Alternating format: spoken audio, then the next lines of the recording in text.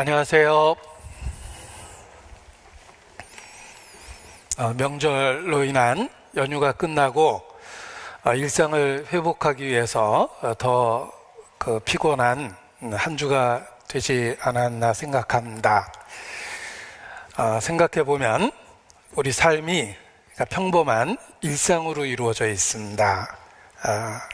그 일상, 그 평범한 삶이 반복되는 것이 우리의 삶인데 그 모든 것이 하나님의 은혜라는 그런 생각을 하게 됩니다. 우리 찬양대 찬송 불러주신 가사 속에서도 예수 인도하셨네 이렇게 찬양을 하는데 우리 일상 속에서 함께 하시는 그 하나님을 발견하는 것이 믿음이라고 생각합니다. 일상 속에 함께 하시는 하나님을 기억하고 오늘 이 시간 또 말씀 앞에 모였습니다. 기도로 시작하겠습니다.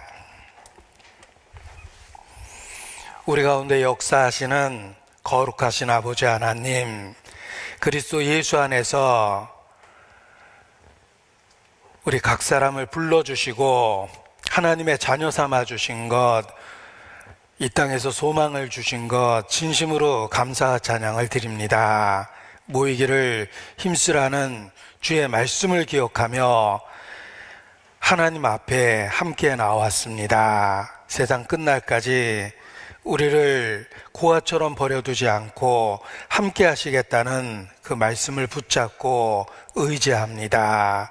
주 성령께서 친히 주관하시며 주의 진리로 가르쳐 주시고 우리 각 사람을 붙잡고 또 위로해 주시며 힘을 더해 주시기를 주님께 간구합니다. 우리의 영과 육에 병든 것 주의 치유의 능력으로 고쳐주시고 온전한 가운데 주님과 동행할 수 있도록 붙잡아 주시기를 주님께 기도합니다. 우리의 연약함, 우리의 한계를 주님 앞에 고백하고 죽은 자를 살리시는 그 능력을 때마다 일마다 사모하고 의지합니다. 마른 뼈에 생기를 불어넣어 큰 군대로 일으키셨던 것처럼 우리의 삶에 주의 생명을 넣어주시고 새 생명으로 살 수 있도록 붙잡고 이끌어 주시기를 주님께 기도합니다. 또 시대를 분별하고 세월을 아끼며 기회를 붙잡을 수 있도록 일깨워 주시기를 주님께 간구합니다. 홍수 전에 노아와 그의 가족을 방주로 이끄시고 또 모든 짐승의 암수를 이끌어 주셨던 것처럼 우리에게 속한 자를 기억해 주시고 주 예수를 믿으면 너와 내 집에 구원 얻으리라는 그 약속의 말씀이 가족과 친척과 또 지인들에게도 확장될 수 있도록 함께해 주시기를 주님께 간구합니다. 이 시간 우리 각 사람을 살펴주시고 친히 위로해 주시며 말세를 살 수 있는 지혜와 능력을 더해 주시기를 주님께 기도합니다. 또 선교지 일선에서 수고하시는 선교사님들의 사역과 가정을 위해서도 기도합니다. 주의 권능과 은혜를 더하시고 그 모든 수고가 헛되지 않도록 함께하여 주시옵소서. 이 모든 것을 주님께 의지하고 부탁을 드립니다. 저희를 사랑하시는 고마우신 우리 구주 예수님 이름으로 기도합니다. 아멘. 네, 성경 디모데후서 4장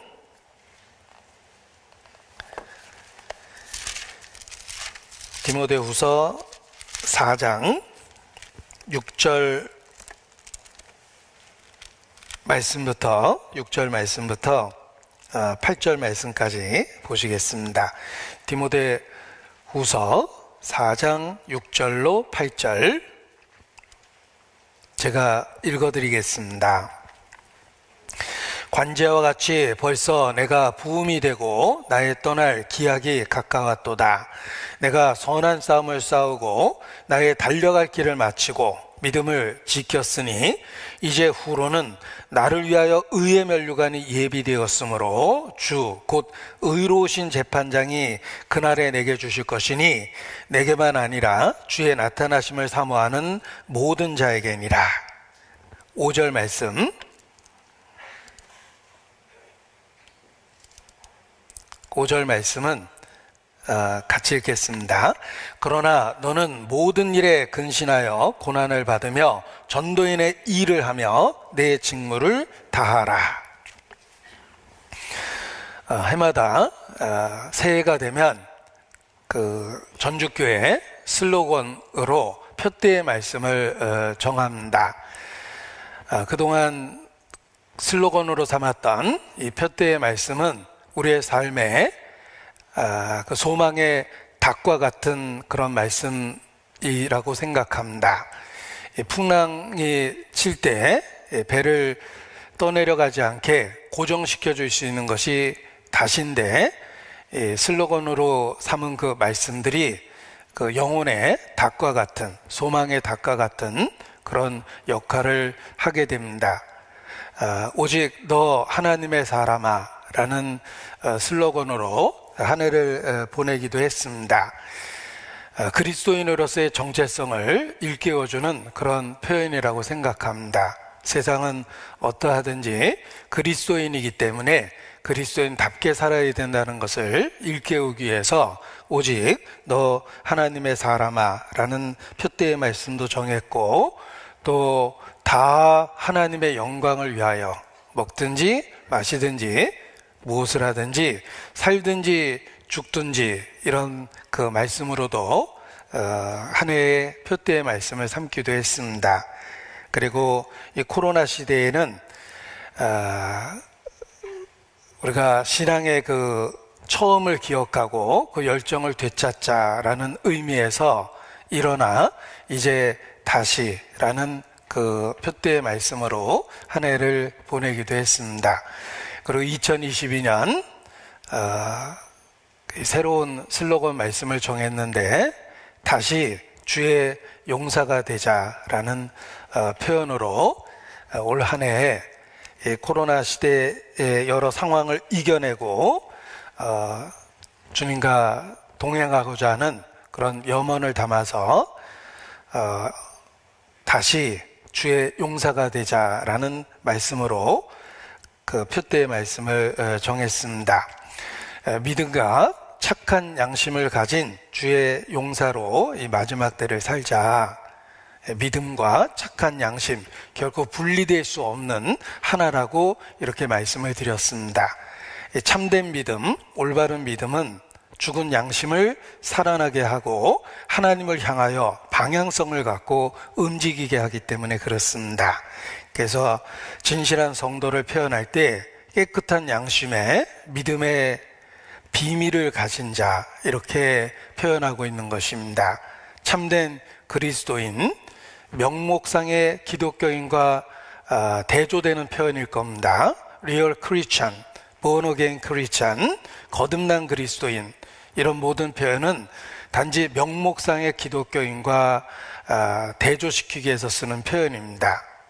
관념적으로, 이론적으로, 지식적으로 신앙만 갖고 있는 것이 아니라 실제 삶에 주님과 동행하는 그 참된 그리스도인, 그 참된 그리스도인을 표현할 때 깨끗한 양심에 믿음의 비밀을 가진 자 이렇게 성경적으로 표현할 수 있습니다.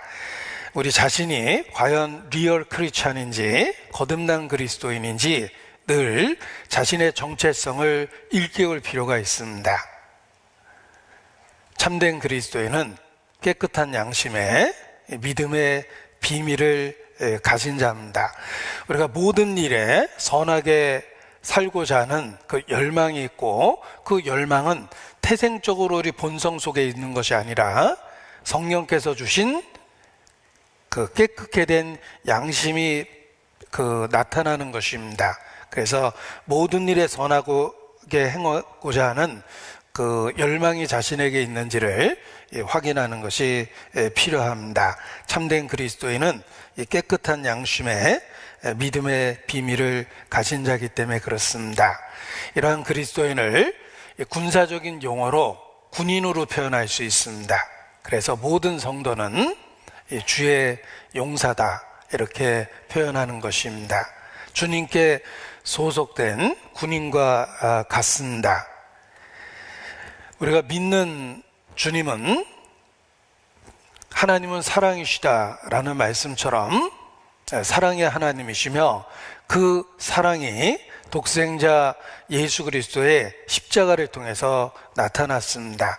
우리는 그 진리를 믿습니다. 단순해 보이지만 우리 생애 내내 충분한 위로가 되는 완전한 진리임에 틀림이 없습니다.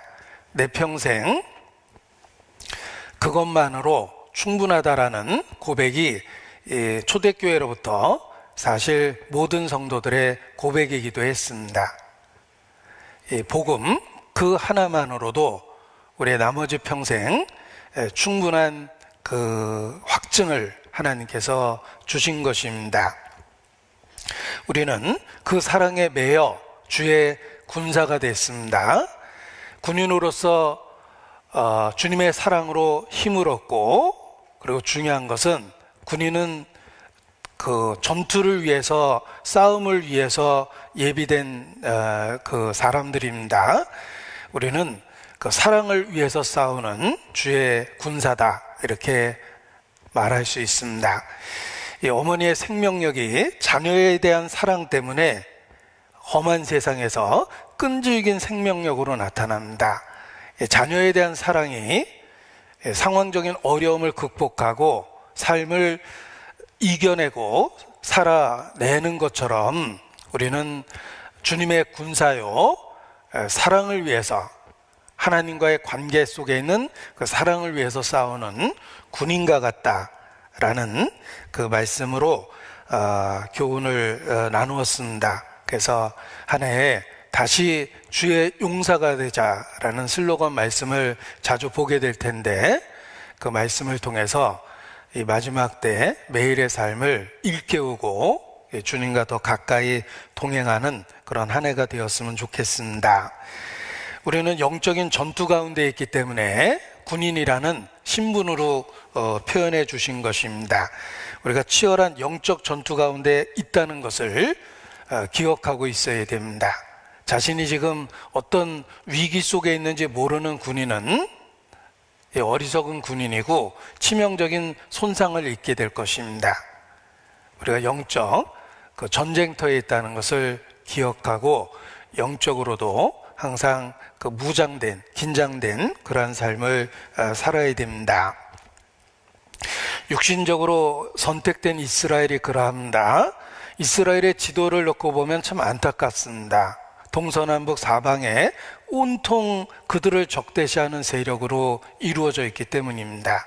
그들이 생존하기 위해서는 그 적 한복판에 있기 때문에 항상 무장되고 긴장해서 살아야지만 일상을 유지할 수 있습니다. 육신적인 이스라엘이 그러하며 영적인 주의 군사들이 그러합니다. 우리는 치열한 영적 전투 한복판에 있다는 것을 아셔야 됩니다.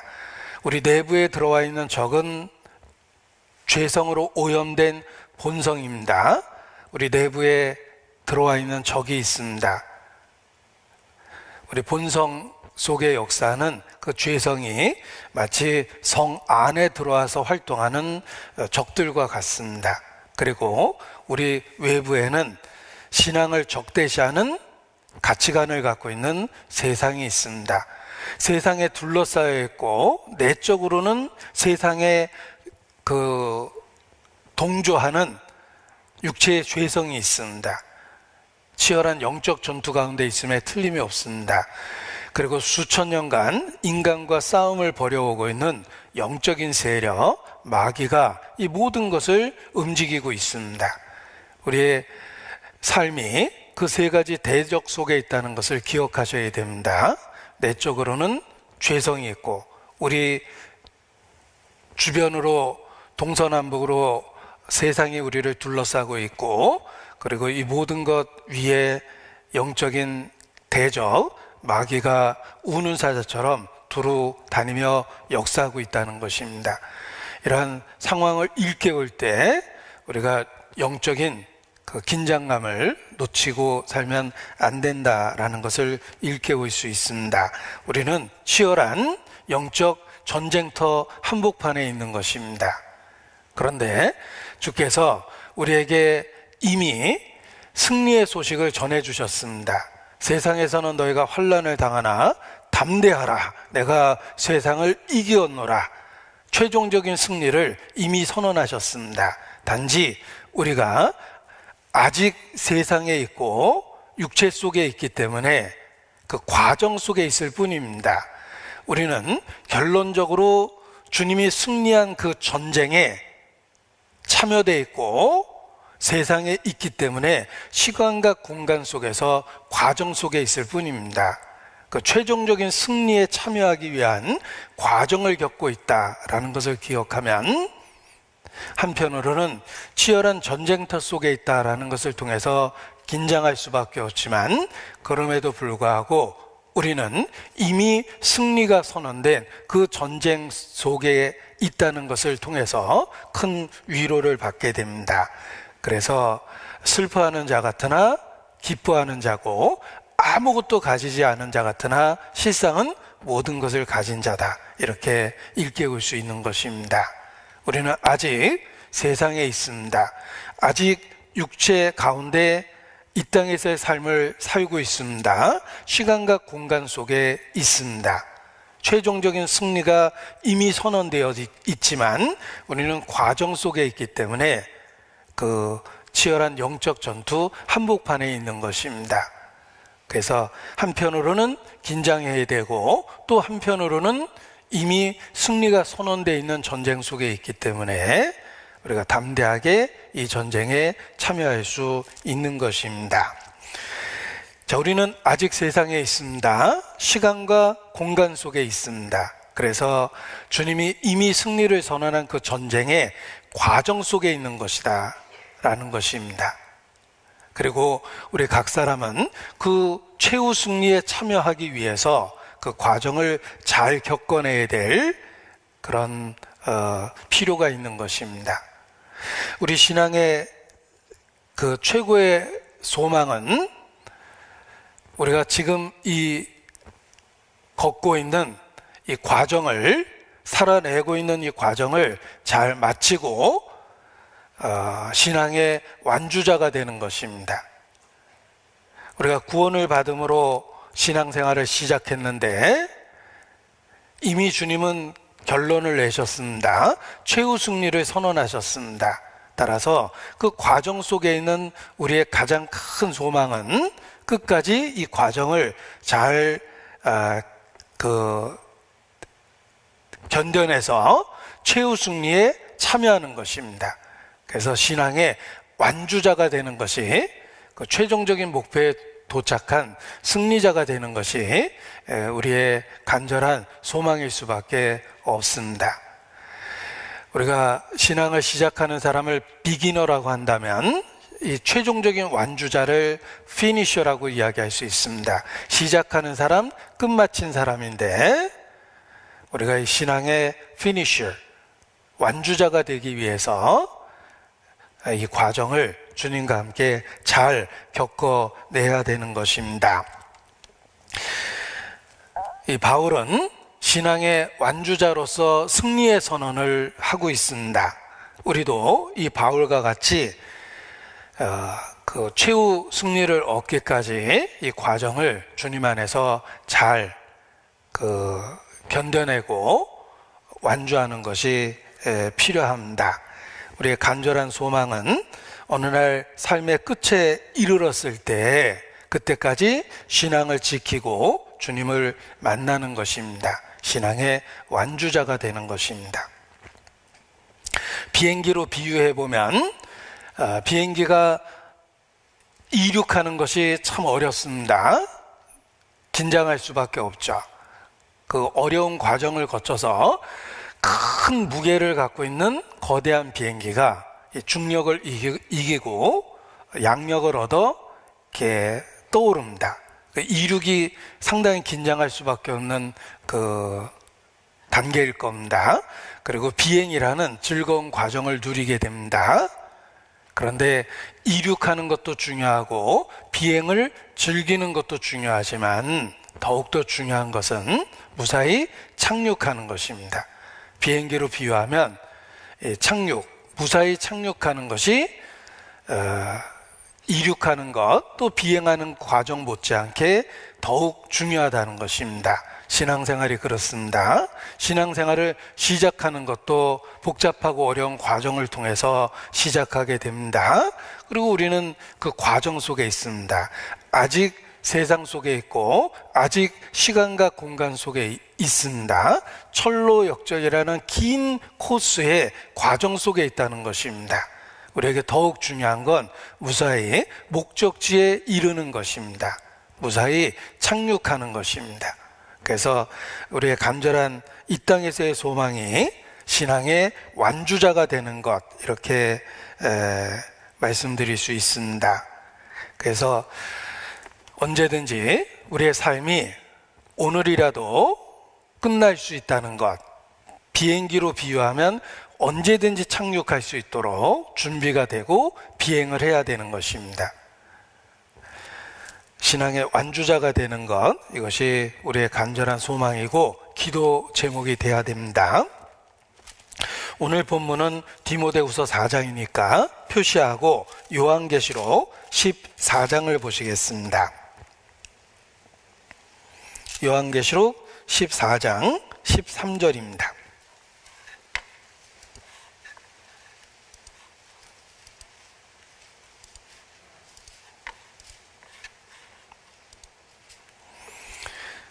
요한계시록 14장 13절 함께 읽겠습니다. 또 내가 들으니 하늘에서 음성이 나서 가로되 기록하라.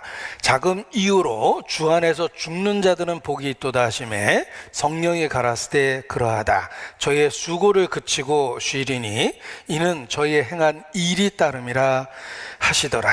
여기 모든 그리스도인들의 이상적인 마지막 끝맺음이 있습니다. 비행기에 착륙이 있습니다. 바로 주 안에서 죽는 것입니다. 주 안에서 죽는 자에게 복이 있도다, 이렇게 말씀하십니다. 우리가 혹 이 땅에서 살 때는 어떻게 살까, 얼마나 더 오래 살까, 얼마나 더 삶의 질을 좋게 해서 살 수 있을까, 이런 데 마음이 있습니다. 건강하게 살고 싶고 더 오래 살고 싶고 더 행복하게 살고 싶고 하는 열망이 있습니다. 그런데 중요한 것은 언제든지 비행기로 비유하면 착륙할 준비를 하고 비행을 해야 된다는 것입니다. 죽을 준비를 하고 매일의 삶을 사는 것이 지혜입니다. 최고의 죽음은 주 안에서 죽는 것입니다.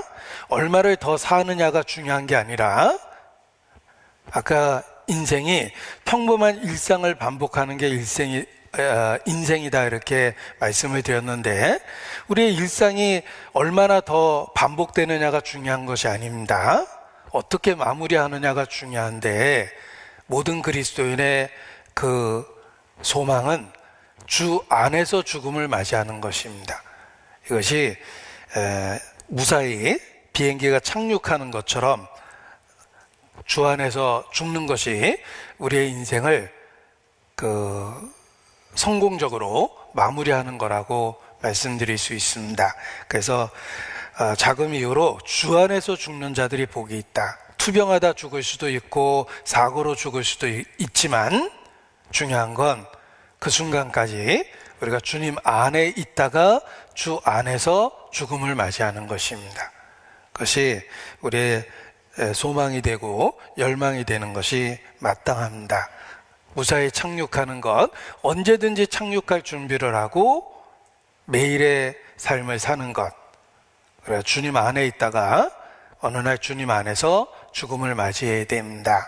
그래서 이 말씀처럼 주 안에서 죽음을 맞이할 수 있도록 매일의 삶을 조정하고 그렇게 사는 것이 신앙생활입니다. 그런데 이 모든 것이 그냥 저절로 되는 것이 아니기 때문에 12절에 보면 이렇게 말씀하셨습니다. 14장 12절. 주 안에서 죽음을 맞이하기 위한 방법입니다. 성도들의 인내가 여기 있나니 저희는 하나님의 계명과 예수 믿음을 지키는 자니라. 자, 지키기 위해서 꼭 필요한 것이 인내입니다. 신앙을 지키기 위해서 꼭 필요한 것이 인내입니다. 오래 참는 것입니다. 끝까지 참는 것입니다. 그래서 주 안에서 죽음을 맞이하기 위해서 우리가 필요한 것이 있다. 성도들의 인내가 여기 있다. 이렇게 일깨워 주신 것입니다. 이 씨 뿌리는 비유에도 좋은 밭에 뿌리어진 그 씨는 30배, 60배, 100배 결실을 얻게 되는데 말씀을 듣고 지키어 인내로 결실했다 이렇게 말씀하십니다. 그 30배, 60배, 100배의 결실이 그냥 이루어진 게 아닙니다. 말씀을 듣고 지키어 유지한 겁니다. 신앙을 지킨 겁니다. 거기에 인내가 필요하기 때문에 말씀을 듣고 지키어 인내로 결실하는 자, 이것이 좋은 밭에 뿌려진 씨다. 이렇게 누가복음 8장에 일깨워 주신 것입니다. 인내가 여기 있습니다. 우리가 주 안에서 죽기 위해서 매일의 삶 속에서 오래 참음이라는 과정을 겪어야 된다는 것입니다.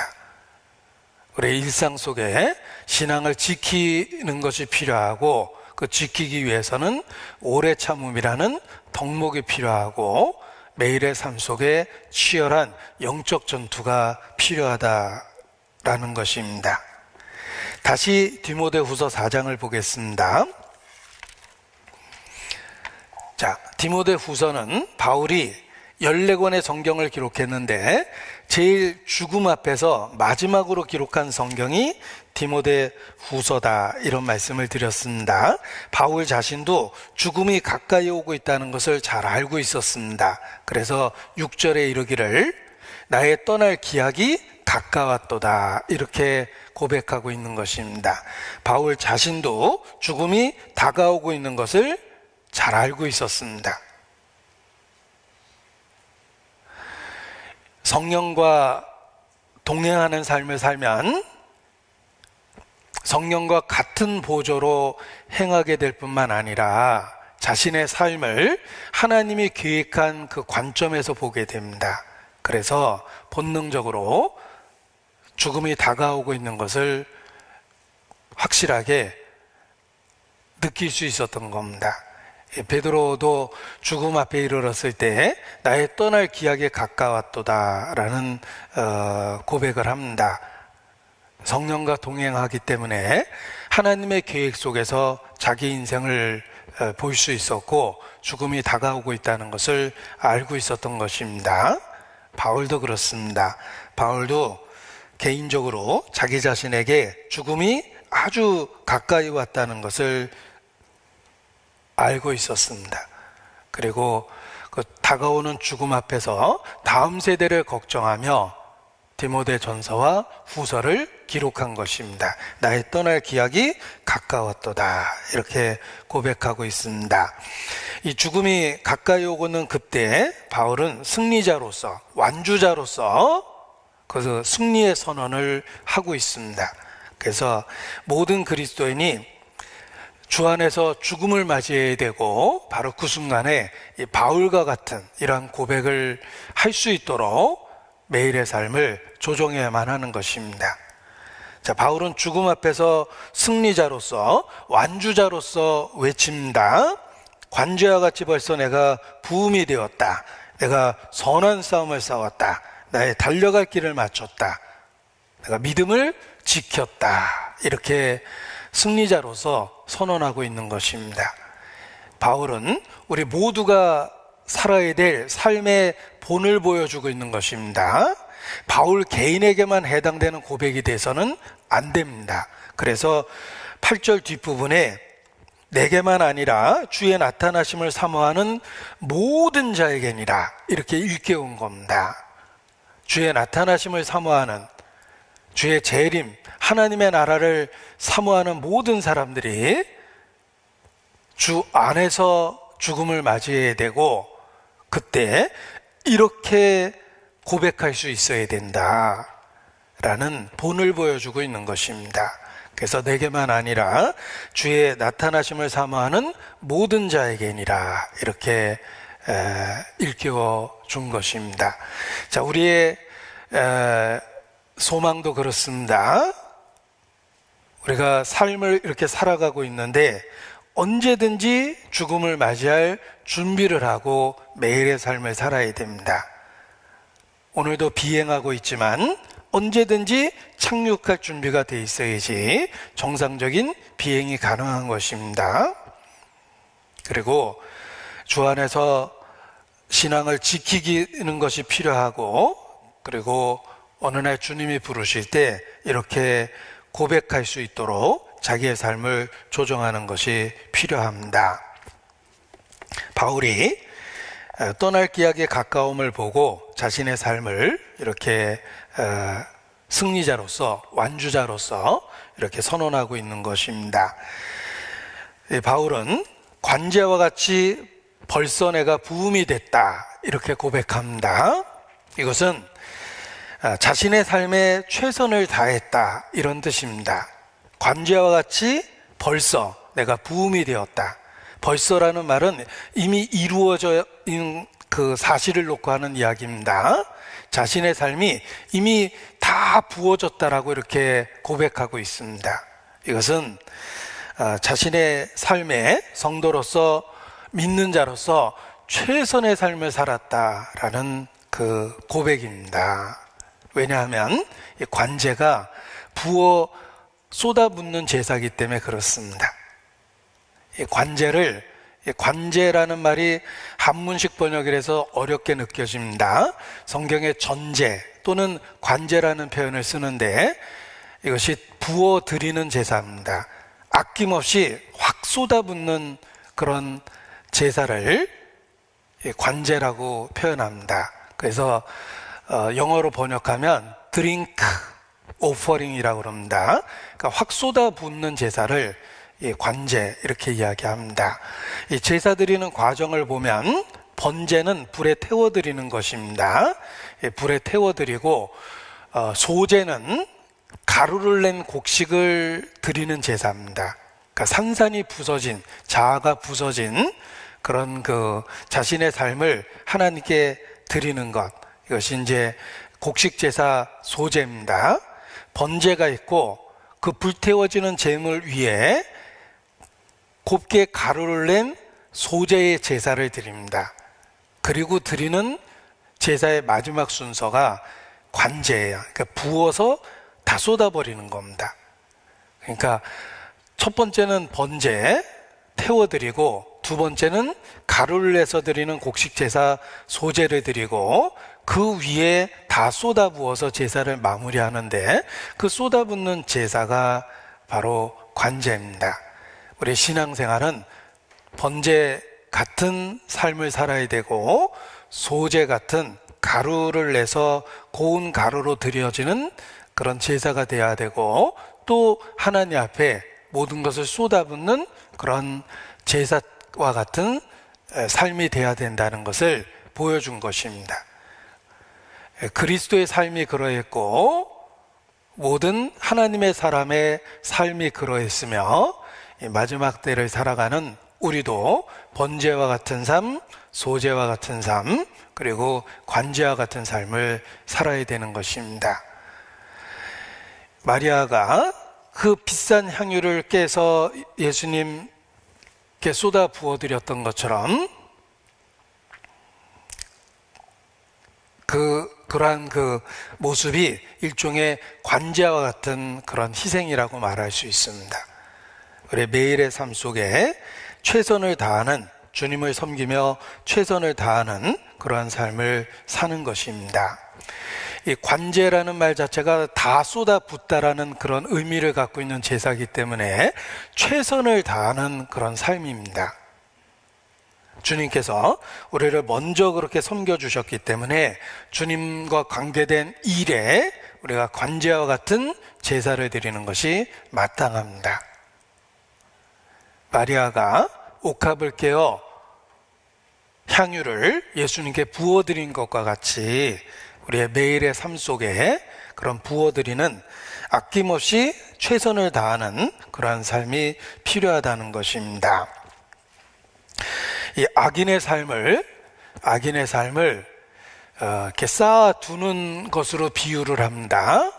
말세에 너희가 재물을 쌓아두었도다, 뭐 이렇게 꾸짖으신다든지, 또는 여러 해 쓸 것을 많이 쌓아두었으니 내 영혼아 평안히 쉬고 먹고 마시고 즐거워하자, 이 어리석은 자야.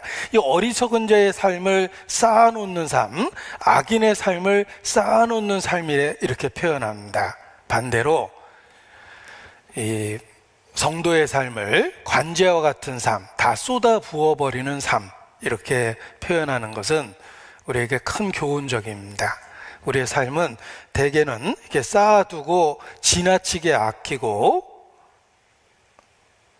그러한 그 삶이 대부분이기 때문에 그렇습니다. 우리가 휴대폰도 아침에 충전해 나와서 하루 종일 잘 쓰고 거의 다 사용하고 저녁에 충전하면 이상적으로 쓰는 것일 겁니다. 그런데 거의 사용하지 않고, 예를 들면 너무 아끼려고 전원을 계속 꺼놨습니다. 그러다가 중요한 전화 못 받고 막 이러죠. 그리고 저녁에 들어가 보니까 아침에 충전했을 때 상태하고 그대로입니다. 뭐 우리의 잘못된 삶이 그와 같은 모습일 것입니다. 과도히 아껴도 빈궁하게 되는 것이 있다고 말씀하십니다. 최선을 다하는 삶, 쏟아부으는 삶, 저녁 때 정말 오늘 하루 보람찬 하루였다, 피곤하지만 하고 하루를 마감하는 것이 마땅합니다. 하루를 끝내면서도 뭐 하루 종일 놀고 자고 하다 보니까 저녁에 잠이 안 옵니다. 왜 잠이 안 오나 했더니 아까 낮잠을 2시간이나 잤구나, 뭐 이러면서 잠이 안 오네 이러면 곤란합니다. 뭔가 잘못된 삶임에 틀림이 없습니다. 성도의 삶은 관제와 같이 쏟아붓는 삶이 되어야 됩니다. 최선을 다하는 삶이 되어야 됩니다. 주님과 관계된 일에 관제와 같이 쏟아붓는 그러한 삶을 사는 것이 어느 날 주 안에서 죽음을 맞이할 때 승리자로서 기쁨을 누리는 그러한 그 삶이 되는 것입니다. 자, 바울은 죽음 앞에서 자신의 삶이 관제와 같이 부음이 됐다, 이렇게 고백합니다. 그리고 7절에 보면 나의 달려갈 길을 마쳤다, 이렇게 또한 고백하고 있습니다. 자, 나의 달려갈 길을 마쳤다라는 의미는 해야 할 일을 내가 다 했다, 이런 뜻입니다. 자, 내게 주어진 어떤 작업 분량이 있는데 퇴근하면서 그걸 다 성공적으로 마쳤습니다. 그러면 퇴근하면서도 보람이 있습니다. 내가 오늘 출근해서 해야 될 일을 다 했기 때문에 그렇습니다. 이 작업자도 그러하고 또 우리의 삶도 그러합니다. 예를 들면 어머니로서의 삶이 자녀를 낳으면서 시작합니다. 어머니로서의 역할을 해야 됩니다. 아이가 태어날 때 여자도 어머니로 태어났습니다. 그리고 아이가 자라는 과정 속에 어머니로서 해야 될 일이 있습니다. 그런데 정말 힘들었지만 그 모든 과정을 견디면서 아이를 다 키워서 시집 보내고 장가 보내고 자기 그 독립적인 인격으로 살 수 있도록 뒷바라지를 다 했습니다.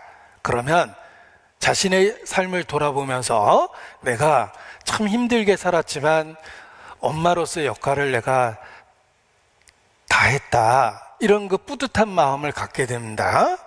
또 남자도 가장으로서 마찬가지입니다. 이리 치이고 저리 치이고 치열한 사회생활을 했지만 그래도 그 모든 과정을 견뎌내고 그 견뎌내는 과정 속에서 아이들이 자라서 시집가고 장가가고 취업을 해서 독립적인 자기 삶을 삽니다. 정말 힘들게 내 인생을 살았다 라고 뒤돌아보며 생각할 수도 있지만, 한편으로는 내가 아빠로서의 역할을 그래도 다 했다라는 뿌듯한 마음을 갖게 됩니다. 마찬가지로 그리스도인이 주님과 관계가 그러합니다. 우리가 그리스도인으로서 이 땅에서 해야 될 일들이 있습니다. 사명이 있습니다. 맡겨진 의무가 있습니다. 책임이 있습니다.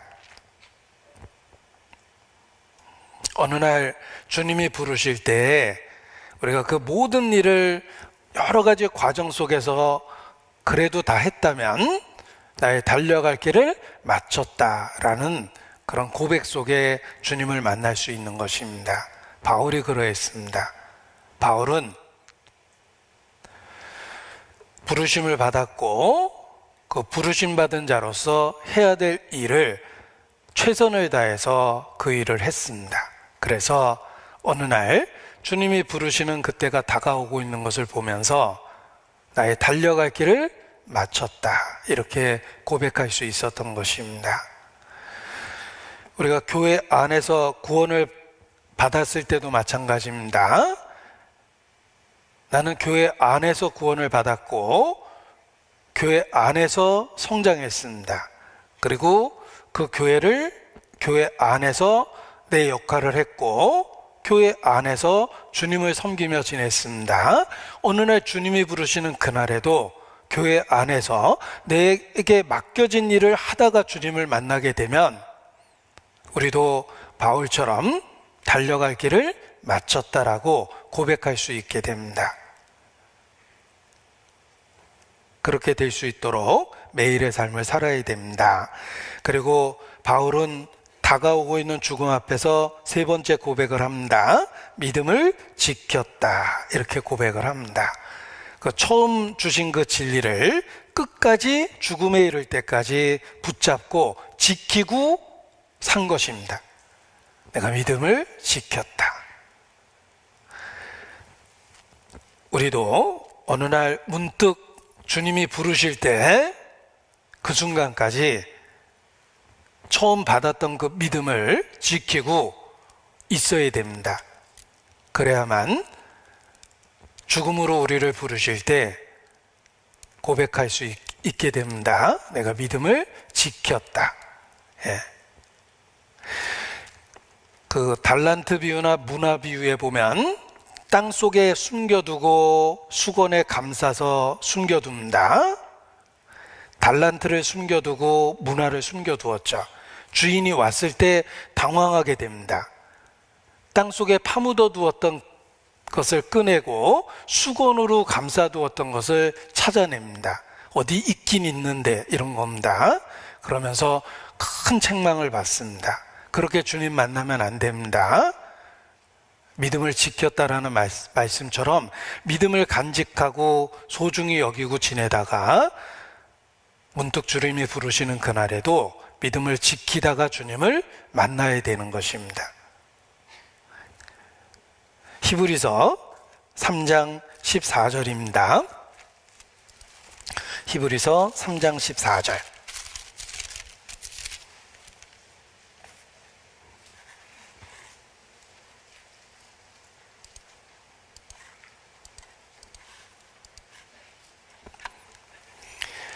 우리가 시작할 때 확실한 것을 끝까지 견고히 잡으면 그리스도와 함께 참여한 자가 되리라. 자, 주님을 만나는 그날까지 우리가 반드시 지켜야 되는 것이 있습니다. 우리가 시작할 때 확실했던 그것을 끝까지 견고히 잡고 있어야 되는 거예요. 그 진리를, 우리에게 주셨던 그 진리를 우리가 붙잡고 끝까지 붙잡고 있다가 주님을 만나야 됩니다. 그것이 믿음을 지켰다라는 고백이 되는 것입니다. 그 순간까지 끝까지 믿음을 지켜내는 것이 우리의 믿음이 참된다는 그 증거입니다. 6절에도 그렇게 강조하고 있습니다. 히브리서 3장 6절. 그리스도는 그의 집 맡은 아들로 충성하였으니 우리가 소망의 담대함과 자랑을 끝까지 견고히 잡으면 그의 집이라. 끝까지 견고히 잡으면, 이게 믿음입니다. 참된 믿음이 끝까지 견고히 붙잡는 것, 주님이 부르시는 그날까지 믿음을 지키고 있는 것.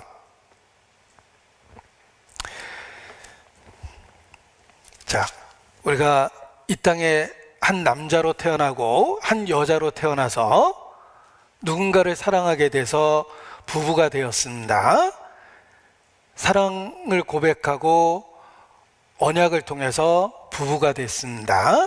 그리고 주님이 부르시는 그때까지 이 땅에서의 삶 속에서 그 부부 관계를 유지하고 사는 것이 그 언약을 한 것에 대한 마땅한 의무일 겁니다. 그래서 내가 한 남자의 아내로 살고 한 여자의 남편으로 살고, 이것이 그 혼인서약을 했을 때 지켜야 될 의무일 겁니다. 우리가 신앙도 그런 혼인서약과 같은 언약의 비유를 합니다.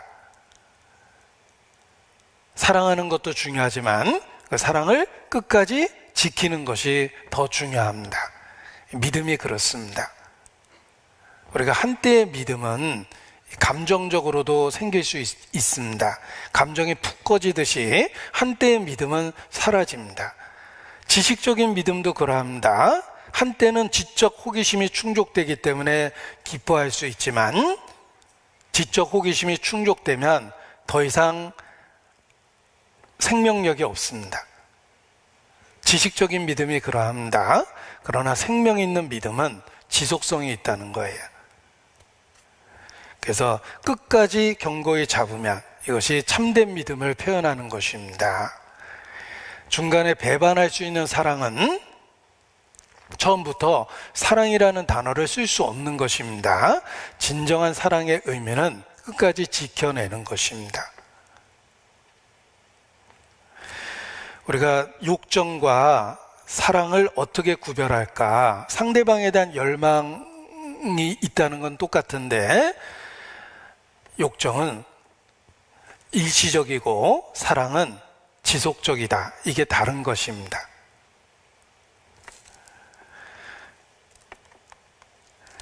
주님에 대한 믿음이 그러합니다. 끝까지 붙잡는 것, 이것이 진정한 믿음을 나타내는 것입니다. 그래서 바울처럼 죽음이 다가올 때 내가 믿음을 지켰다, 이렇게 고백할 수 있도록 우리의 마음을 다스려야 되는 것입니다. 신명기 4장입니다. 신명기 4장.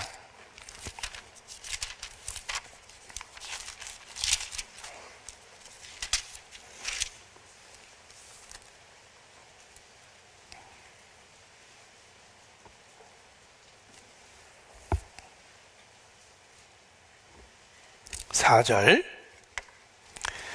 3절부터 봅니다. 신명기 4장 3절. 대조적이기 때문에 3절과 4절은 대조적이기 때문에 3절부터 보겠습니다. 여호와께서 바알브올의 일을 인하여 행하신 바를 너희가 목도하였거니와 바알브올을 좇은 모든 사람을 너희 하나님 여호와께서 너희 중에서 진멸하셨으되 오직 너희 하나님 여호와께 붙어 떠나지 않은 너희는 오늘까지 다 생존하였느니라. 출애굽했지만 우상 숭배를 하던 자들은 중도에서 진멸되었습니다. 그러나 끝까지 너희 하나님 여호와께 붙어 떠나지 않은 너희는 오늘까지 다 생존하였다.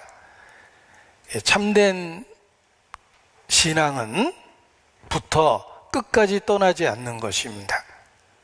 그래서 우리도 주님에 대한 신앙은 이렇게 중간에 포기하거나 변할 수 있는 게 아닙니다. 유행가 가사에 사랑이 미움되면 어떻게 할까요? 이런 유행가 가사가 있습니다. 그런데 그 그러한 상황이라면 이 사랑이란 단어를 쓸 수 없는 거라고 생각합니다.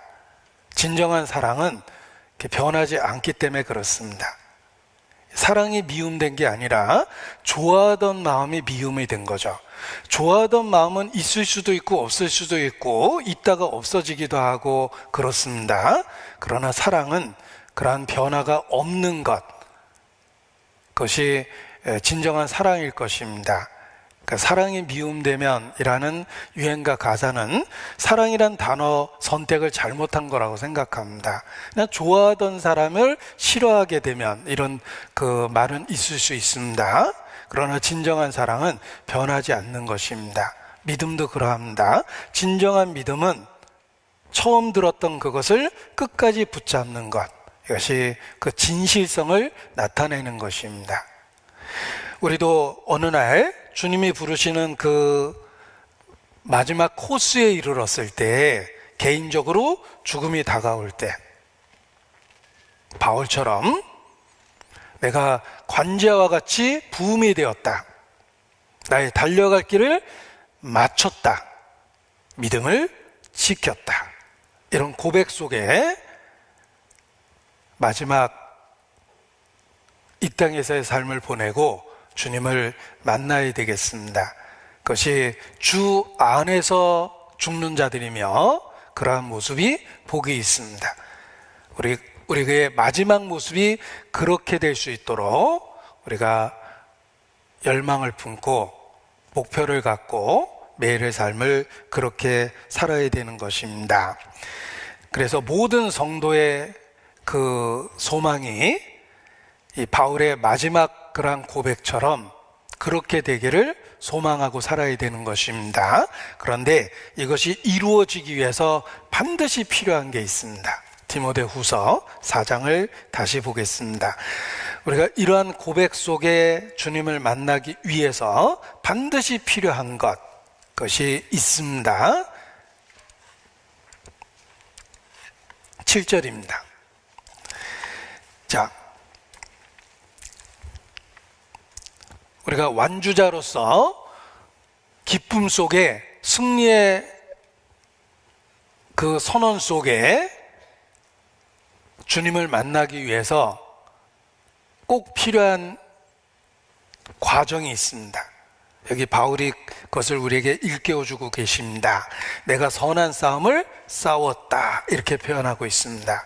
이것은 저절로 이루어지는 것이 아니라 영적인 전쟁의 승리의 결과라는 것입니다. 그래서 보십시오. 요한계시록 2장 3장에 7교회의 모습이 나옵니다. 모든 교회 역사 속에 나타나는 교회에 대한 예표다.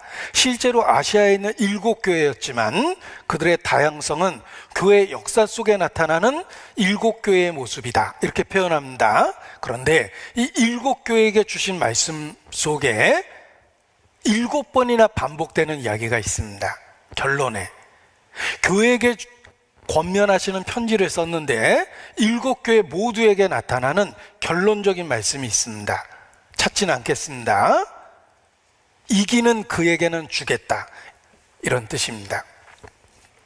그 말씀이 7교회에 주신 편지 결론에 다 나옵니다. 귀 있는 자는 복이 있다, 이기는 그에게는 약속된 것을 주겠다. 이게 반복적인 결론이에요. 교회에게 7편지를 쓰셨는데 결론이 똑같습니다. 귀 있는 자는 들을지어다. 진리를 들어야 됩니다. 믿음은 들음에서 나니까 하나님이 주시는 말씀을 들어야 돼요. 그리고 내가 갖고 있는 생각과 가치관과 결정을 바꿔야 됩니다. 하나님의 말씀을 듣고 바꿔야 되는 거예요. 귀 있는 자는 들어야 됩니다. 그리고 이기는 그에게 주시겠다고 약속하셨습니다. 이기는 그가 누굽니까? 이단의 교주들은 자신이 그 이긴 자라고 이야기하고 자기를 따라야지만 이긴 자가 된다고 이야기합니다. 왜냐하면 교회의 결론이 이기는 그에게 약속을 준다 그러니까 이단이 그 구절을 써먹는 거예요, 교주들이. 지금 대한민국을 휩쓰는 뭐 신천지도 그러합니다. 그 이긴 자라는 표현을 즐겼어요. 그분이 다 이긴 자다. 뭐 이렇게 얘기하고, 중국에서 들어온 중국판 신천지도 있습니다. 뭐 이상한 거 주변에 접하실 수 있을 거예요. 거기도 두 번째 오신 그분이 이긴 자다. 그리고 재림 예수를 얘기합니다. 그 구절을 갖고 속이는 거예요. 우리가 보이스 피싱도 두려움을 느끼는 무슨 기관을 이야기하잖아요. 뭐 여기 저 무슨 검사입니다라든지 그런 그 두려움을 일으키는 단체를 이렇게 빙자해서 사기를 치듯이 성경에서 사람들을 속이기 좋은 단어가 이긴 자가 자신들에게 속해 있다라고 이렇게 주장하는 겁니다.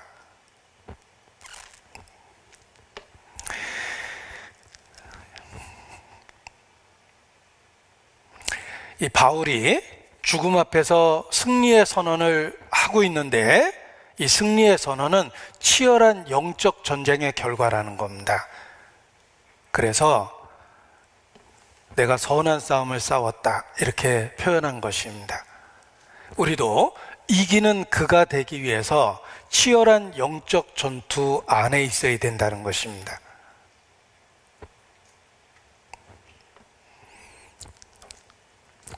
바울이 우리에게 주신 권면을 살펴보면 그 전투적인 용어를 계속해서 사용합니다. 우리가 영적 전쟁 가운데 있다는 걸 일깨워주고 그 치열함을 일깨워준 겁니다. 그래서 선한 싸움을 싸워야 된다, 이렇게 표현한 것입니다. 디모데전서 1장, 지난주 본문이었는데 디모데전서 1장도 보겠습니다.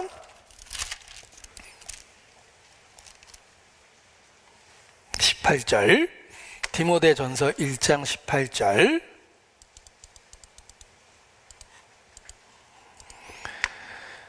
그것으로 선한 싸움을 싸우며, 자, 이 그것은 말씀입니다. 전에 너를 지도한 예언을 따라, 그것으로, 그러니까 하나님의 말씀을 따라 선한 싸움을 싸워야 된다. 이게 저절로 되는 것이 아니다. 선한 싸움을 싸워야 된다 라는 걸 일깨워주고 있습니다. 디모데전서 6장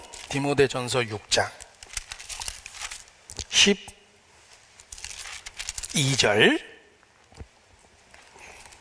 디모데전서 6장 12절.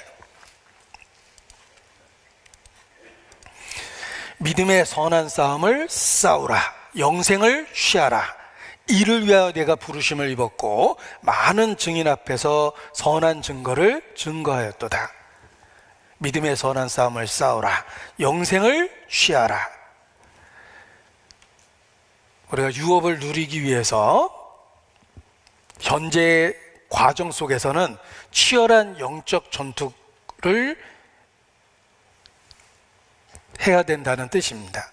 그래서 믿음의 선한 싸움을 싸우라 라는 그런 그 전투적인 용어를 사용한 것입니다. 만일 싸워야 될 상황에서 싸움을 포기하면 어떻게 될까? 북한은 계속해서 도전적이고 호전적인 행동을 하는데 우리는 손을 내리고 종전선언하겠다 이렇게 만약 한다면, 단어는 굉장히 아름다운 단어를 썼지만 결과는 비참해집니다. 이게 항복이거든요. 상대방이 해치려고 달려들고 있는데 손을 내리면 그냥 아무런 대책 없이 그 공격을 받아야 되는 겁니다. 달려들고 있는 자동차 앞에서 움직이지 않고 서 있으면 그 결과를 감당해야 되는 거예요. 이성을 잃어버린 맹수가 달려들고 있습니다. 아무런 조치 안 하고 손을 내리고 있으면 그 맹수의 잔혹한 행동에 대한 걸 다 당해야 되는 거예요. 싸워야 될 상태에서 싸움을 포기하는 건 어리석은 것입니다. 선한 싸움을 싸우라, 싸워야 된다고 일깨워주고 있습니다. 싸움을 포기하면 항복이죠. 온갖 수치를 다 당해야 되는 겁니다. 베드로 후서 2장 베드로후서 2장. 베드로 사도도 죽음 앞에서 눈물로 얘기했습니다. 베드로후서 2장 19절.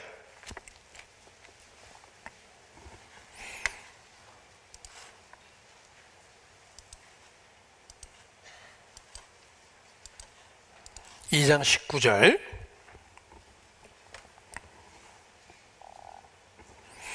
저희에게 자유를 준다 하여도 자기는 멸망의 종들이니 누구든지 진 자는 이긴 자의 종이 됨이니라. 싸움을 포기하면 종이 될 거다. 유혹을 받고 유혹과의 치열한 싸움을 포기하면 정욕의 종이 되죠. 분노를 느낀 상태에서 절제라는 덕목을 포기하면 그 분노 그대로 행동하게 되면 평생을 후회할 사고를 치게 될 겁니다. 진자는 이긴 자의 종이 됩니다. 싸우라는 명령을 거절하면 그때부터 굴욕을 당하고 수치를 당하고 약탈을 당하게 돼 있습니다. 영적으로 그러합니다. 반드시 싸워야 될 상황에서 싸움을 포기하면 영적 수치를 당하는 거예요. 거짓 선지자들이 그렇게 가르쳤습니다. 그냥 본능대로 살아. 편하게. 나면 화내야지. 병돼. 참으면 병되는 거야. 다 쏟아부어. 너 바보야? 당하고만 살 거야? 언제까지 그럴 거야? 너도 그거 참으면 마음에 병돼. 그냥 느끼는 대로 다 해. 너 좋으면 그냥 다 하는 거야. 이게 거짓 선지자들의 논리입니다. 베드로 사도가 그러한 모습을 보면서 일깨워 준 거예요. 선한 싸움을 포기하면 이긴 자의 종이 됩니다. 선한 싸움을 싸워야 하지만 순전한 믿음을 지킬 수 있는 것입니다. 그래서 맹수가 다가오고 있다면 사랑하는 사람을 지키기 위해서 적절한 조치를 해야 되고 치열한 싸움을 준비해야 됩니다.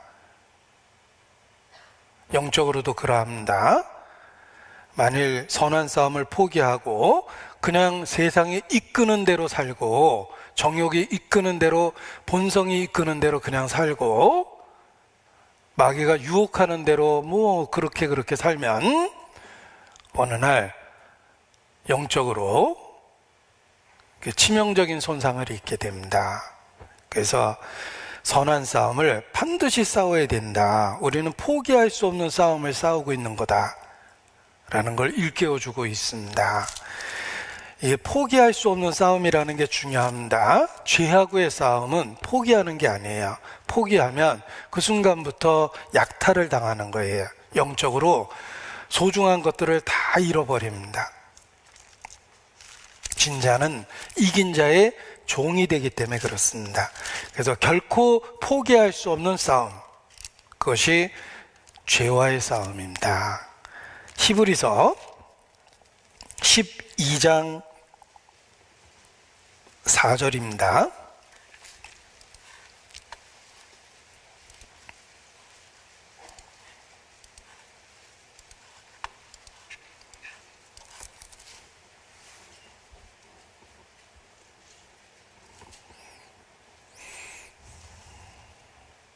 같이 읽겠습니다. 너희가 죄와 싸우되 아직 피 흘리기까지는 대항치 아니하고, 그래서 자꾸 타협을 하는 겁니다. 죄와 싸우는 것은 타협할 수 없는 싸움입니다. 포기할 수 없는 싸움입니다. 멈춰서는 안 되는 싸움입니다. 우리가 신앙을 지키고 승자가 되기 위해서 현재의 삶 속에 선한 싸움을 싸워야 됩니다. 그 치열한 싸움을 통해서 우리가 순전한 믿음을 지키고, 그리고 더 중요한 게 있습니다. 사랑하는 사람을 지킬 수 있다는 거예요.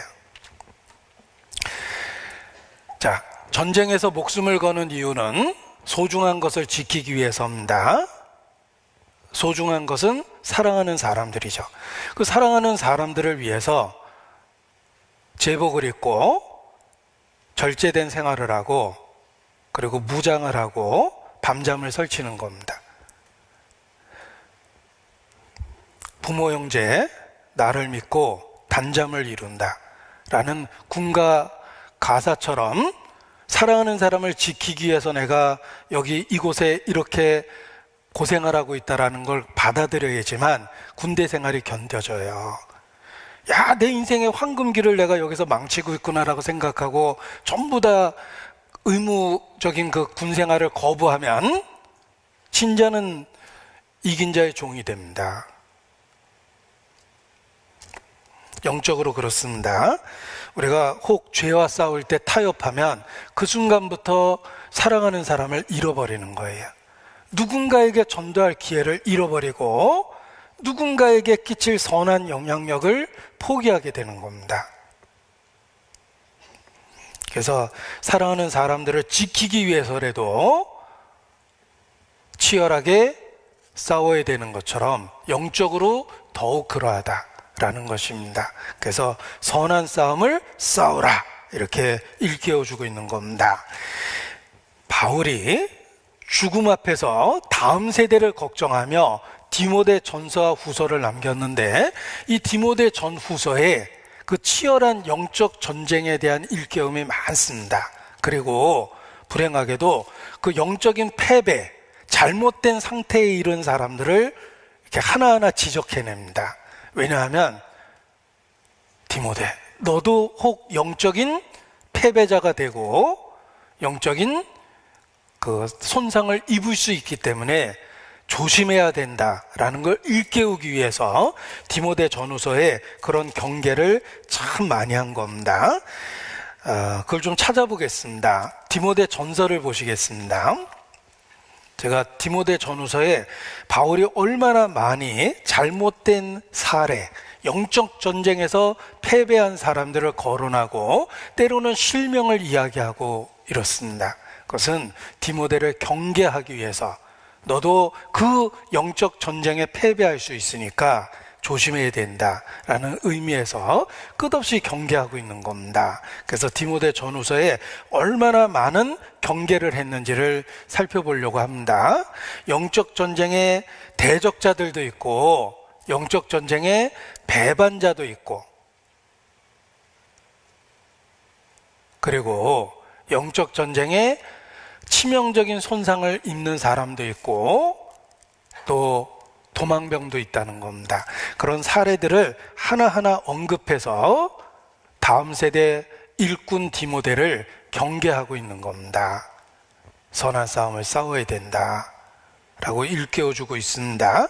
잘못된 사례들을 한번 보면은 1장 19절입니다. 믿음과 착한 양심을 가지라. 어떤 이들이 이 양심을 버렸고 그 믿음에 관하여는 파선하였느니라. 자, 한때는 정상적인 운행을 하다가 파선된 사람이 있습니다. 선한 양심을 버렸습니다. 그 파선된 사람의 실명을 거론하죠. 후메네와 알렉산더가 있다. 저희로 징계를 받아 회방하지 말게 하려 함이니라. 그들이 받은 징계가 있지 않는가. 후메네와 알렉산더, 양심을 버린 그들을 기억해야 된다. 이렇게 일깨워 준 것입니다. 그리고 4장 1절, 디모데전서 4장 1절. 그러나 성령이 밝히 말씀하시기를 후일에 어떤 사람들의 믿음에서 떠나 미혹해하는 영과 귀신의 가르침을 쫓을 것이다. 이 믿음에서 떠나는 사람들이 있을 것이다. 지금은 진실해 보이지만 그걸 유지하지 못하고 믿음에서 떠나는 사람들이 있을 것이다.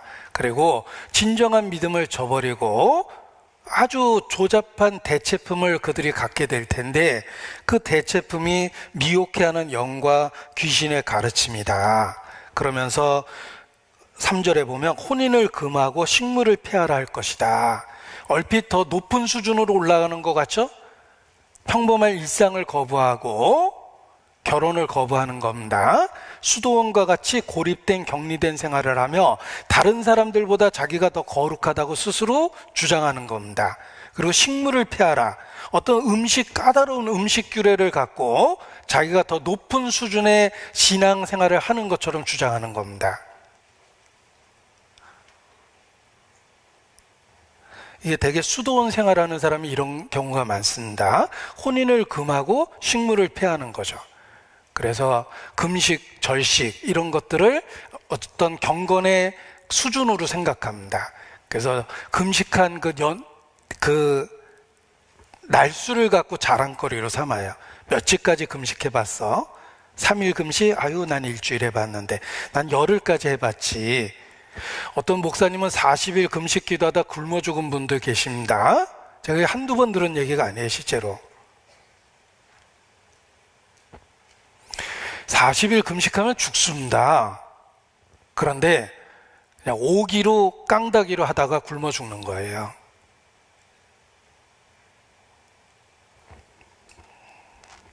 미혹해하는 영과 귀신의 가르침을 쫓으면 그렇게 됩니다. 혼인을 금하고 식물을 피하라. 얼핏 보면 수준이 더 높은 것처럼 보이죠. 그리고 7절에 보면 망령되고 허탄한 신화를 버리고 오직 경건에 이르기를 연습하라. 어떤 사람들은 망령되고 허탄한 신화를 쫓을 것이다. 어디 이교적인 그 희한한 가르침이 있습니다. 그런 것들을 기독교 안에 들여오는 사람들이 있어요. 예를 들면 인도에 가면 온갖 종교가 다 있습니다. 종교의 나라예요. 인도 가면 일단 시각적으로 충격을 받는데 그들이 섬기던 신이 아주 기괴합니다. 몸은 사람인데 머리가 코끼리인 뭐 이런 신도 있습니다. 그 유래를 들어보니까 어떤 신이 아들이 있었는데 하도 말을 안 들어서 목을 잘랐대요. 그러다가 후회가 돼서 코끼리 머리라도 얹어놓을까 그래서 얹혀놨답니다. 뭐 이런 황당한 얘기를 갖고 있는 그런 게 있는데 그게 기독교 안에도 슬그머니 들어옵니다. 그래서 온갖 이교적인 가르침이 뒤섞여서 난 한 번도 기독교 역사 속에서 들어보지 못했던 희한한 교리들이 섞이기 시작합니다. 그래서 기독교 안에서도 무슨 그 이교적인 풍습을 그대로 도입해서 거기서 사용하는 그 용어들을 그대로 갖다 쓰기도 하고 막 그럽니다. 그 용어를 들으면 이교적인 용어가 많거든요. 뭐 요가하는 사람들이 이런 발성하는 것도 그렇고 일단 이교적인 게 기독교 안에 막 들어오고 그게 특별한 것처럼 생각하게 되고 그런 거 찾는 사람들이 있습니다. 망령되고 허탄한 신화를 붙잡는 사람들이 있습니다.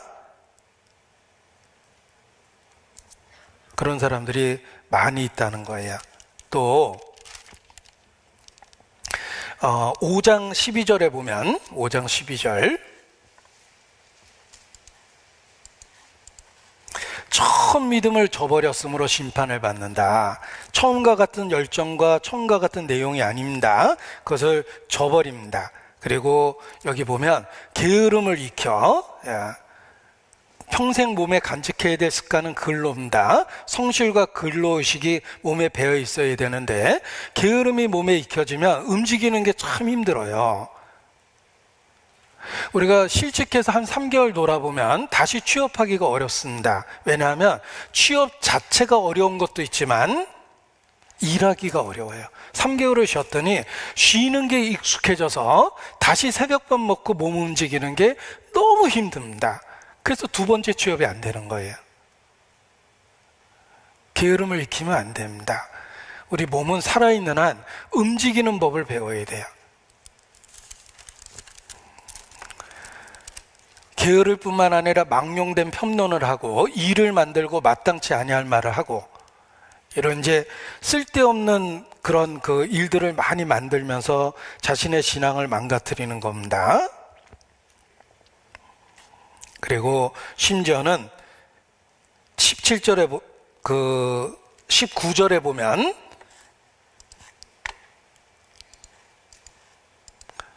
장로에 대한 송사는 두세 증인이 없으면 받지 말 것이요 이렇게 경계했는데 교회 지도자들을 폄하하고 비판하는 말도 서슴지 않습니다.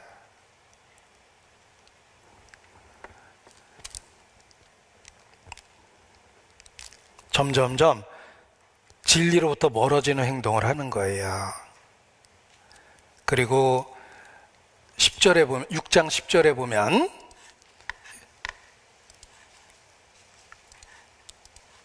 돈을 사랑함이 일만하게 뿌리가 된다. 이것을 사모하는 자들이 미혹을 받아 믿음에서 떠나 많은 근심으로 자기를 찔렀도다.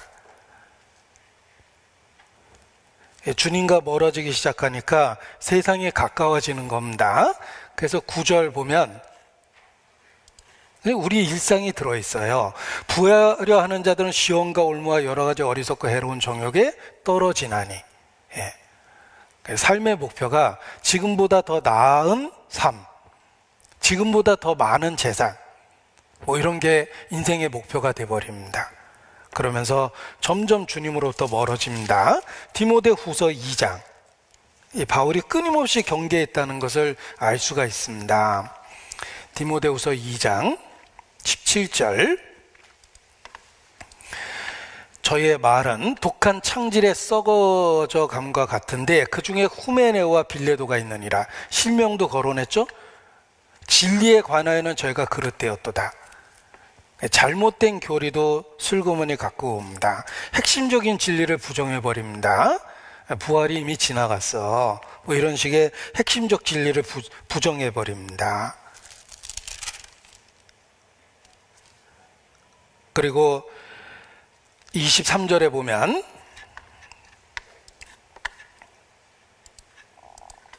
어리석고 무식한 변론을 벌이라. 이 성경에 핵심적인 진리가 있습니다. 우리의 생명과 관련한 핵심적인 진리가 있고 부수적인 이야기가 있는데 부수적인 이야기에 관심이 많이 생겨요. 핵심을 벗어나서 부수적인 것에 대한 관심이 많이 생기고 그것과 씨름하면서 핵심적인 진리를 자꾸 소홀히 여깁니다. 그러면서 말씀이 자신의 경건 생활에 도움이 되는 쪽이 아니라 변론 내기 좋아하는 논쟁이 될 만한 이야기를 즐겨합니다. 이게 점점 합당치 않게 돼가는 모습이에요. 그러다가 3장 5절에 보면 경건을 잃어버립니다. 경건의 모양은 있으나 경건의 능력은 부인한다고 그랬죠. 경건을 잃어버려요. 그리스도인으로서의 기본인 구별된 생활이 없어지면서 여기 6절에 보면 참 이런 일도 생깁니다. 이게 참 슬픕니다. 제가 슬픈 이유는 교회 안에서도 이런 일이 가끔 있기 때문에 진짜 슬퍼요. 어떻게 믿는 사람들 속에 이런 일이 있습니까? 저희 중에 남의 집에 가만히 들어가 어리석은 여자를 유인하는 자들이 있으니 그 여자는 죄를 중이지고 여러 가지 욕심에 끌린 바 된다.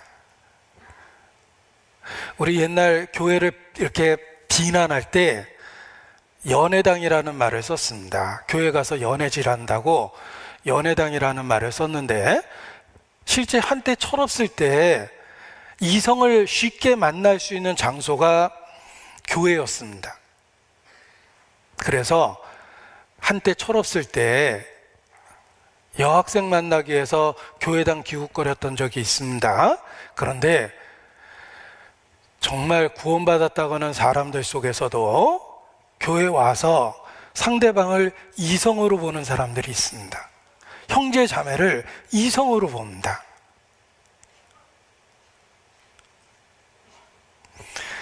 그 마음이 얼마나 주님으로부터 멀어지고 타락했는지를 보여주는 거예요. 형제 자매는 신앙 안에서 형제 자매입니다.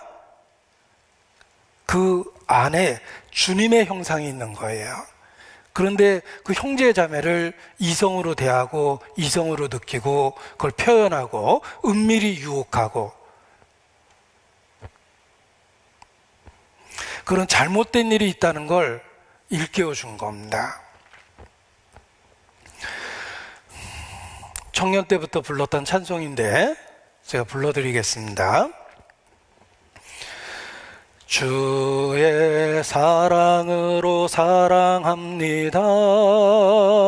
주의 사랑으로 사랑합니다. 형제 안에서 주의 영광을 보내 주의 사랑으로 사랑합니다. 주의 사랑으로 사랑합니다. 주의 사랑으로 사랑합니다. 자매 안에서 주의 영광을 보내 주의 사랑으로 사랑합니다. 형제 안에서 주의 영광을 보내 자매 안에서 주의 영광을 보내 이렇게 가사가 되어 있습니다. 우리가 교회 안에서 형제 자매라고 부르는 것은 이성적인 걸 초월한 겁니다. 가족관계라는 뜻이에요. 영적인. 그런데 주님과 멀어지면 형제 자매가 이성으로 보입니다. 사랑은 무례히 행치 않고 사랑은 사심이 없다라는 표현이 있어요. 악한 마음을 품지 않는 겁니다. 그런데 교회 안에서 형제 자매 간에 속된 말로 그 연애질하면 안 됩니다. 잘못된 게 있으니까 이렇게 지적을 해주신 거예요. 그리고 8절에 보면 또 실명이 거론되어 있습니다. 디모데후서 3장 8절에 보면 얀네와 얀불의 얘기가 나오는데 역사 속에 있는 모세를 대적한 사람들입니다. 그런데 그 얀네와 얀불에는 모세 시대만 있었던 것이 아니라 디모데 그 시대에도 있었어요. 마음이 부패되고 믿음에 대해서 버리운 자들, 종교의 모양을 갖고 있는 지도자인데 실질적으로는 진리를 대적하는 얀네와 얀불에 같은 사람이 있습니다. 세상은 더 악해지고 더 속기도 합니다. 그래서 신실하게 여겼던 일꾼들조차 유혹을 받고 신앙을 지키지 못하는 경우도 있습니다. 그 중에 하나가 데마예요. 이 데마가 바울에 가까운 동역자였습니다. 그런데 바울의 말년에 그 데마도 결국은 유혹을 받아서 세상으로 갔어요. 한때는 교회 안에 인정받았던 일꾼입니다. 그래서 4장 10절에 정말 슬픈 얘기를 하고 있죠. 바울은 감옥에서 죽음을 기다리고 있는데 동역자였던 데마를 기억하고 있습니다. 데마는 이 세상을 사랑하여 나를 버리고 데살로니가로 갔다. 그냥 데살로니가로 간 게 아니죠. 바울을 버렸습니다. 자기에게 주어진 사명을 버린 거예요. 심지어는 한때 일꾼이었던 데마조차도 유혹을 받게 됩니다. 그리고 또 하나의 실명이 거론되어 있는데 바로 14절입니다. 디모데후서 4장 14절. 구리 장색, 구리를 만지는 기술이 있었던 구리 장색, 그 당시에는 최고의 기술자입니다. 요즘 말로 반도체 엔지니어예요. 큰 돈을 벌고 큰 영향력을 갖고 있는 그 당시 기술자인데 그 영향력을 교회에서 잘못 행사했어요. 구리장색 알렉산더가 내게 해를 많이 보였다. 그의 재력과 권력이 오히려 바울을 해치는 데 쓰인 겁니다. 교회 안의 일꾼을 경쟁자로 여기면 그런 일이 생깁니다. 이런 사람들이 영적 전투의 대적자고, 영적 전투의 전사자고, 영적 전투의 도망병이고, 영적 전투의 치명적인 손상을 입은 패배자이기도 합니다. 이런 사례를 계속 일깨워서 디모데로 하여금 선한 싸움을 싸워야 된다는 걸 일깨워주고 있는 것입니다. 디모데 전서 후서에 얼마나 잘못된 사례가 가득합니까? 우리도 그와 비슷한 유형의 유혹을 받고 그 비슷한 시험을 받고 흔들리고 넘어지기도 한다는 것입니다. 그래서 선한 싸움을 싸워야 된다. 포기해서는 안 될 싸움을 싸워야 된다. 이렇게 일깨워주고 있는 것입니다. 그리고 우리가 이 전쟁에 최고의 위로가 있습니다. 우리는 치열한 영적 전투 가운데 있는데 최고의 위로가 있습니다. 그것은 주님의 변하지 않는 사랑에 의하여 힘을 얻고 무한한 그 사랑에 의하여 이 전쟁을 승리로 이끌 수 있다는 것입니다. 우리는 치열한 영적 전투 가운데 있지만 한마디로 이야기하면 주님의 변하지 않는 사랑, 그 무한한 사랑에 의해서 끊임없이 힘을 얻고 다시 싸울 수 있는 위치를 회복할 수 있다는 것입니다. 제가 정말 드리고 싶은 말씀이 그것입니다. 다시 최후 승리를 얻기까지 이 영적 전투에서 우리는 다시 시작할 수 있는 놀라운 은혜를 받고 있습니다. 우리 전자오락 게임할 때 보면 대부분 한계가 있습니다. 예를 들면 한 번 죽으면 끝이 되는 게임이거나 아니면 3번까지는 뭐 죽었다가 다시 시작할 수 있는 게임이거나 이렇게 한계가 있습니다. 그런데 영적 전투에 있어서는 우리는 변하지 않는 사랑에 의해서 도움을 얻고 무한한 사랑에 의해서 힘을 얻기 때문에 한마디로 최후 승리를 얻을 때까지 언제든지 다시 시작할 수 있는 은혜 가운데 있다는 것입니다. 이것이 우리에게 제일 큰 위로예요. 다시 시작할 수 있다는 것입니다. 내가 이렇게 숨을 쉬고 있고 이 땅에 살아있다는 것은 다시라는 은혜 속에 있다는 걸 증거하는 것입니다. 그 무한한 주님의 사랑과 능력에 의해서 우리는 이 영적 싸움을 살아있는 한 계속 다시 시작할 수 있다는 것입니다. 이게 중요합니다. 시편 37편입니다. 시편 37편 24절입니다.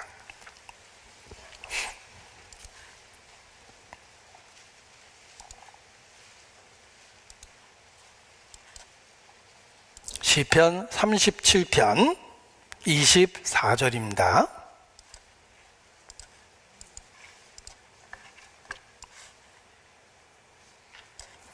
(24절) 같이 읽죠. 저는 넘어지나 아주 엎드러지지 아니함은 여호와께서 손으로 붙드심이로다. 자, 성도에게 주신 약속입니다. 우리는 치열한 영적 전투를 홀로 하는 것이 아닙니다. 임마누엘, 주님이 함께 하십니다. 따라서 우리에게 주신 약속입니다. 넘어질 수 있습니다. 그러나 아주 엎드러지진 않습니다.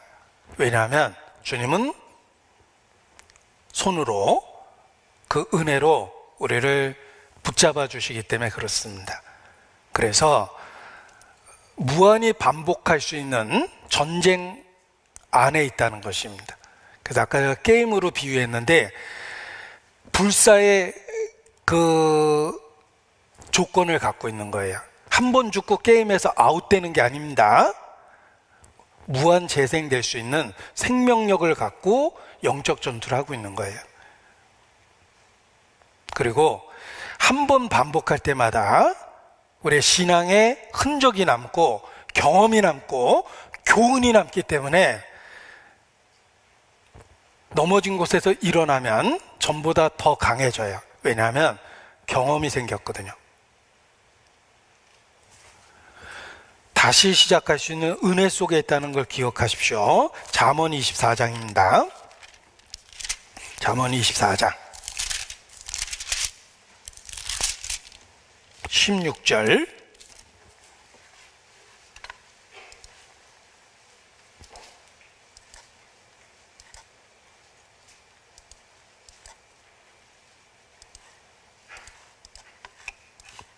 같이 읽겠습니다. 대저 의인은 7번 넘어질지라도 다시 일어나려니와 악인은 재앙으로 인하여 엎드러지느니라. 우리를 의롭다 부르시고 값없이 그리스도 안에서 의인이 되게 해주셨습니다. 그 놀라운 은혜는 7번 넘어져도 다시 일어날 수 있는 은혜를 주십니다. 우리는 무한한 사랑에 힘입어 이 영적 전투에 참여하고 있습니다. 그 사랑 때문에 무한 재생되는 생명을 갖고 있는 거예요. 다시 최후 승리를 얻을 때까지 우리는 다시 힘을 얻고 전보다 나아진 상태에서 시작할 수 있는 것입니다. 베드로가 예수님께 물어봤습니다. 형제가 내게 죄를 범하면 몇 번이나 용서하여 주리이까? 7번까지 하리이까? 베드로는 정말 인간이 생각할 수 있는 최고의 숫자를 생각해냈습니다. 보통 사람들은 삼세판이라고 이야기합니다. 참을인자 3개면 살인도 면한다는 말처럼 성자도 3번까지는 참으라는 말을 합니다. 베드로는 그 이상을 생각해냈어요. 7번까지 용서하리이까? 예수께서 베드로에게 말씀하셨습니다. 7번뿐만 아니라 70번씩 7번이라도 할지니라. 만일 형제가 내게 죄를 범하여 다시 와서 내가 회개하노라 하면 하루에 7번이라도 너는 용서해라. 70번에 7번이라도 우리를 향한 주님의 마음을 표현하셨습니다. 우리는 그 무한한 사랑에 의해서 70번에 7번이라도 다시 시작할 수 있는 은혜를 갖고 있다는 것입니다. 그래서 넘어지고 깨어지고 그래도 다시 일어나야 됩니다. 다시 일어나게 해주셨는데 전과 달라질 수밖에 없는 이유는 이미 넘어져 봤기 때문에 그 경험을 통해서 전보다 나아질 수 있는 거예요. 전적이 생겼거든요. 우리가 몇 전 몇 승이라는 그 전적이라는 게 중요합니다. 경험이 생겼어요. 그래서 전보다 나아지는 겁니다. 넘어져도 일어나면 일어난 위치가 지난번 넘어졌을 때보다는 앞에 있다는 거예요. 그래서 걸어서 못 가면 넘어져서라도 반복해서라도 앞으로 가야 되는 겁니다. 그게 믿음이라는 것입니다. 우리에게 무한 재생될 수 있는 은혜를 주셨기 때문에 그렇습니다. 제가 이러한 그 가르침을 받고 교훈을 받고 얼마나 큰 위로가 됐는지 모릅니다. 그 위로가 됐던 말씀이 로마서 5장 10절이에요.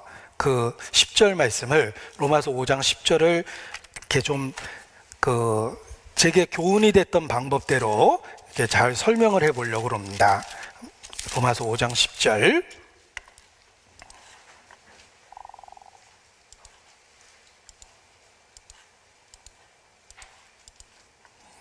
로마서 5장 10절입니다.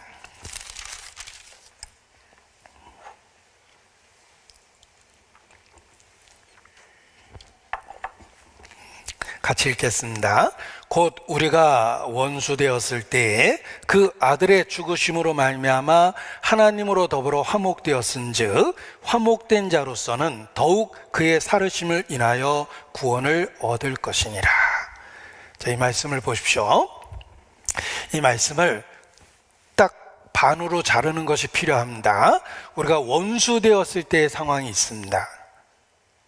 그리고 나머지 절반은 이제 그리스도 예수 안에서 하나님 앞에 화목했습니다. 화목된 자가 되었습니다. 하나님의 자녀가 되었습니다. 아들이 되었습니다. 이렇게 두 토막으로 내는 것이 필요합니다.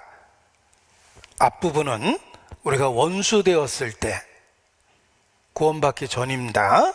그리고 예수님을 통해서 구원받은 이후 화목된 자로서는 이렇게 그 다음 이야기가 있습니다. 그래서 이 말씀을 두 토막으로 내는 것이 이해를 돕는 것입니다. 보십시오. 원수 되었을 때 그 아들의 죽으심으로 말미암아 하나님으로 더불어 화목되었다. 원수 되었을 때 독생자를 주실 정도로 큰 사랑으로 나를 사랑하셨습니다. 그렇다면 화목된 자로서는 더 상태가 원수될 때보다 더 나아졌고 없었던 신분이 생겼죠. 하나님의 아들이라는 신분이 생겼습니다. 원수됐을 때도 독생자를 대신 내어주실 정도로 그렇게 사랑하셨던 분이 아들이라는 신분을 얻은 그 상태에서는 더 큰 은혜로 우리를 인도하시는 겁니다. 은혜 위에 은혜를 주십니다. 생명을 주시고 더욱 풍성하게 주십니다. 원수 되었을 때 주신 은혜가 있고 생명이 있다면 화목된 자가 되어서 주신 은혜와 생명은 더 큰 은혜와 더 큰 생명이라는 것입니다. 그래서 다시라는 게 가능해진 거예요. 여기 써보겠습니다. 우리가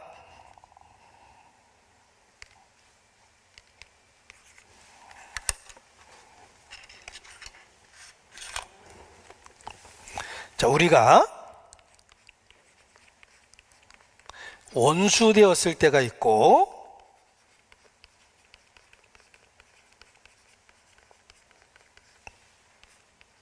하나님과의 관계가 화목된 자, 곧 하나님의 자녀가 된 현재의 상태가 있습니다.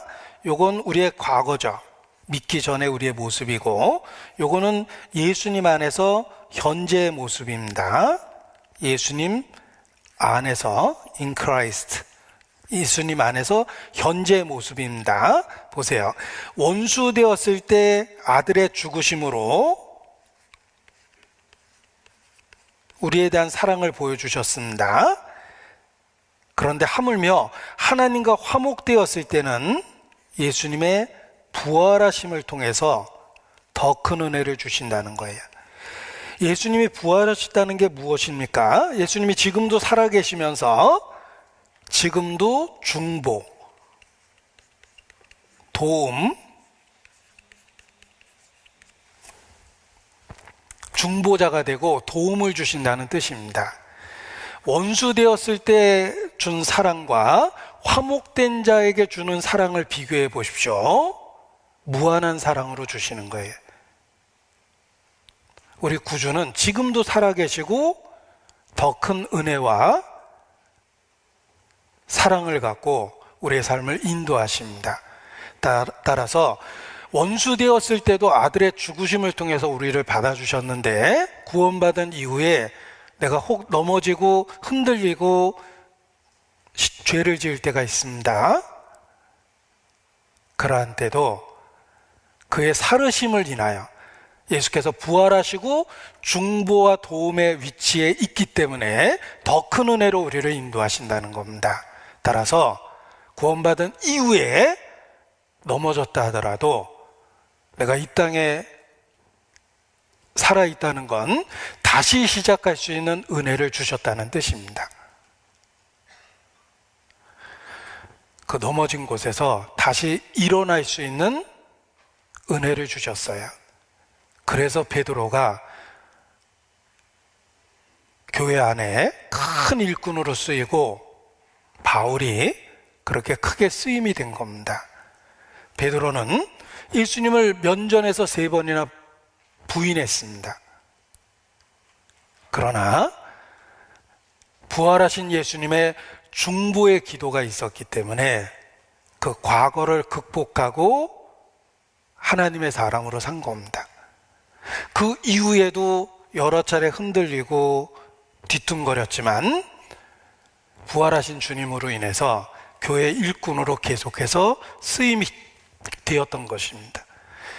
바울에게도 회방자여 핍박자여 포행자라는 과거가 있었지만 주님의 은혜로 다시 시작했고 믿음을 완주할 수 있는 은혜를 계속해서 받은 겁니다.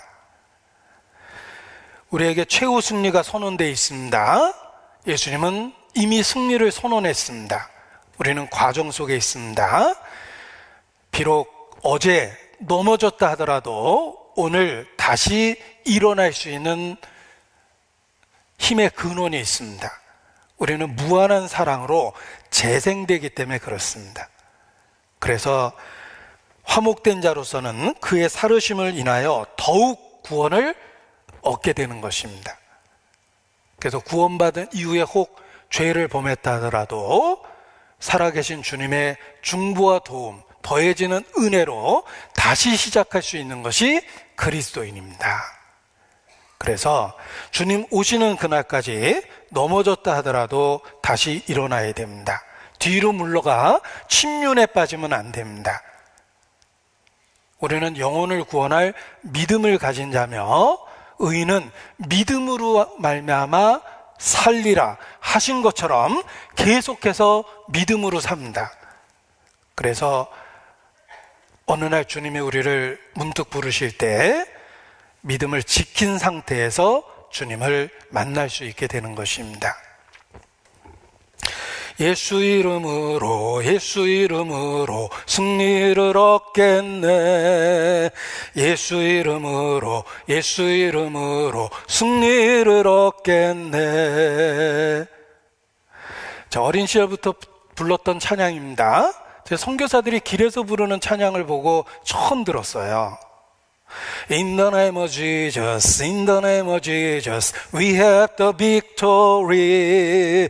In the name of Jesus, in the name of Jesus, demon을 have to free. In the name of Jesus. 예수 안에서 승리를 가지고 있습니다. 최후 승리는 선언됐고 우리는 그 과정 속에 있고 혹 넘어졌다 하더라도 다시 일어날 수 있는 무한한 사랑 가운데 있습니다. 그래서 승리를 바라보며 오늘도 선한 싸움을 싸울 수 있는 것입니다. 믿음의 선한 싸움을 싸우라. 다시 최후 승리를 얻기까지 믿음의 선한 싸움을 싸우라. 우리에게 매일의 삶을 통해서 교훈해 주십니다. 기도하시겠습니다. 아버지 하나님, 우리의 무력한 우리의 상태를 고백하고 죽은 자를 살리시는 그 능력, 그 은혜만을 사모하고 의지합니다. 매일의 영적 전투에서 승리할 수 있도록 붙잡아 주시고 혹 넘어졌던 그곳에서 다시 일어날 수 있도록 주의 은혜를 더해 주시기를 주님께 간구합니다. 주님 만나는 그날 관제와 같이 부음이 되고 또 달려갈 길을 마치고 믿음을 지키고 주님을 만날 수 있도록 우리의 모든 삶을 조정해 주시기를 주님께 기도합니다. 고마우신 우리 구주 예수님 이름으로 기도합니다. 아멘.